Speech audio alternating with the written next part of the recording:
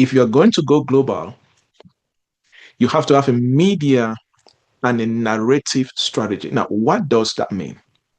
It means that as an African professional, as a young person, as a young professional, young entrepreneur, young leader, emerging leader, whatever you call yourself, whether in nonprofit, in business, in technology, in religion, I don't know, right?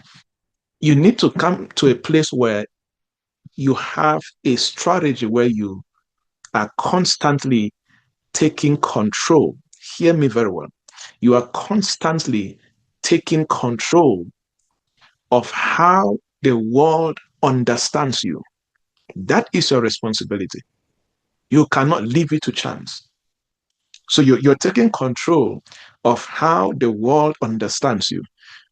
You're taking control of your identity that the world can receive, can perceive. You are taking control of your message. Every professional who goes global, you have a message. You have a body of ideas and knowledge and skill sets that you can bring it into a message.